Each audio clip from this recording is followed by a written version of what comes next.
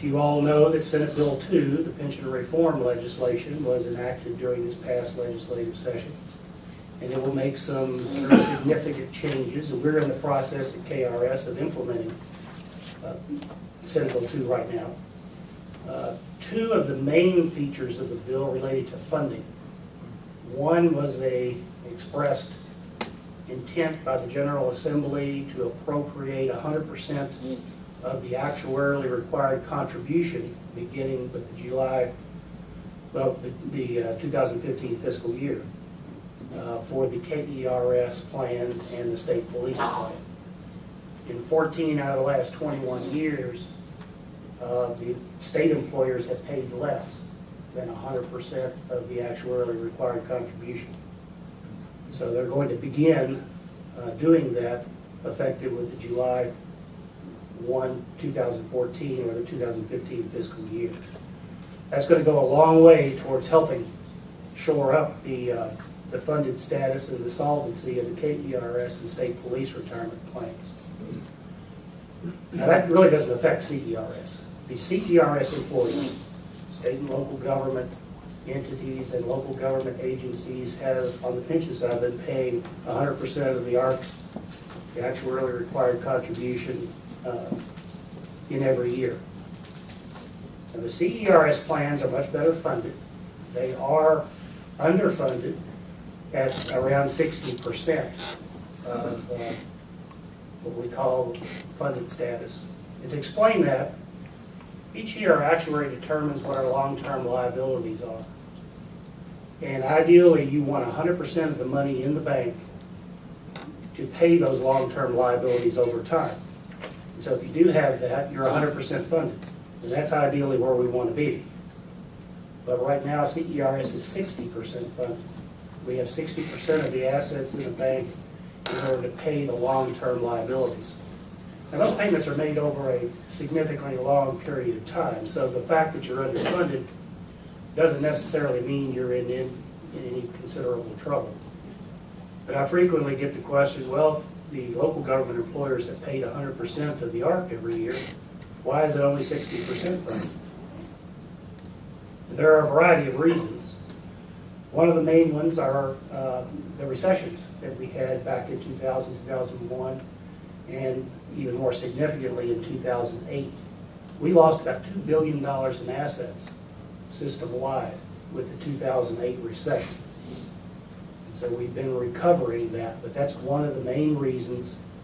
When our investment return is less than we assume that it will be, and we assume a 7.75% investment return, when it's less than that, then we incur additional unfunded liability. And the recession in 2008 basically cost CERS about $750 million. So we are recovering that over time. We've done very, very well in the last 3 years. In fact, historically, to give you an idea, our investment returns for the entire system, this year we're up 11.2% as of the end of April. We had a flat investment return for the year before, and in the 2 years prior to that, we had almost 19% return and 13%. So for the 3-year period, we're up 8.4%, 10 years 7.39%, and for a 28-year long-term period, our investment returns have been 9.55%. So long-term, we are earning considerably more than our assumed rate of 7.75%. And every time we earn more, the picture looks a little brighter in terms of the unfunded liability. So at any rate, at 60% funded, CERS is going to improve. As long as we don't have another market recession and we continue to earn our 7.75% or better, then the funded status of the CERS plan will continue to improve, and we don't really have any cash flow problems with that plan. So it's untrue that CERS is a sinking ship being pulled down by KERS. Ken, you'll have to put a rope around me and pull me off when I can sit here and talk about this stuff all day. At any rate, the General Assembly has expressed intent to go to 100% of the full ARC for the KERS and state police plans is going to be a big boost. The other funding item within Senate Bill 2 that is major is the elimination of COLAs for the foreseeable future. You know, the retirees had been receiving since 2008 a 1.5% cost of living adjustment each year. That was suspended in this biennial budget that we're in now for this year and next year. And then beginning in 2015, no COLAs are going to be granted unless the General Assembly appropriates the money to pre-fund them, which is a significant cost. Or we have a surplus as determined by us in one of our plans, and granting of a COLA won't reduce it below 100% funding. So you can see at 27% funded, 60% funded, it's going to be a long time before we have a surplus. So COLAs are probably not in any retiree's foreseeable future. But that has a major impact on the funded status and our financial picture, because every COLA that's granted at 1.5% adds about $225 million to our long-term liability, unless it's pre-funded. So you can easily see a 1.5% COLA over a 5-year period adds $1 billion to the unfunded liability of the systems. And before 2008, retirees were receiving 3.5%, 3.2%, 2.7% COLAs. So that added even more to the long-term unfunded liability.